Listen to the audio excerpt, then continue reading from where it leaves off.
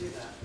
Well, I'm so glad you're able to come here. What I thought I would do is just kind of share with you a little bit about how Taneytown city government works. I know your teachers have told me that in your classes you're studying how a bill goes through the legislature.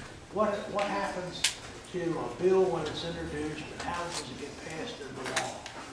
And I want to kind of explain that to you the way it works at a city level, on the municipal level, on the state level, and on the federal level. It's a little bit different, but not so much. It still works about the same way. We've just last 2 weeks ago, last week, when we met with as the council, we approved the new playground.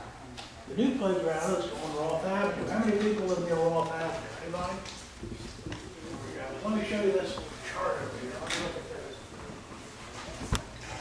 In order to build this new playground, we came to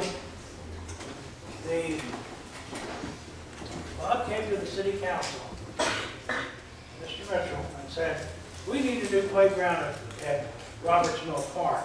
And I need to budget the money put the money in my budget this year to pay for this new park.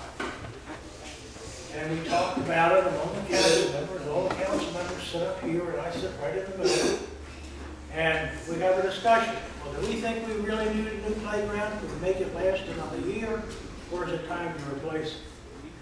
Well, the council would then vote on whether they think it's time to replace the park or not. Somebody says, well, I'll make a motion that we replace the Roth Avenue playground. And a second, another person might say, okay, I'll second that motion. Then we're going to have a discussion. That's called parliamentary procedure. And we follow what's called Robert's Rules of Order, which is the way that most governments and most businesses conduct business meetings. And it's a set of rules that allows you to ask questions and receive answers in a way that is, it's just not chaotic. It's in an orderly way. Yeah? So we have a motion on the floor and a second that we want to build a playground at Robertsville Park. And I'll ask if there's any discussion. And all the council members will have a chance to make their input into whether or not it's a good idea to have this playground. And then when all the discussion is over, I'll call for a time. So depending on where you live in the county, your assessments year might be different than it is in Taneytown.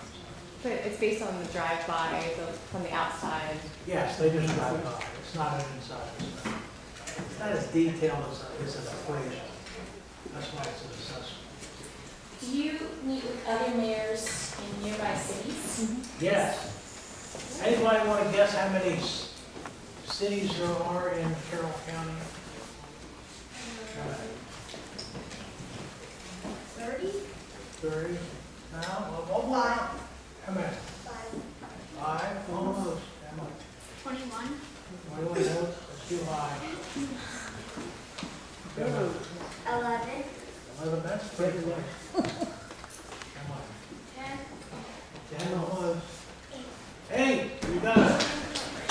There's 8 municipalities. Now, that's something else we should talk about. What makes a town a municipality and what makes it not?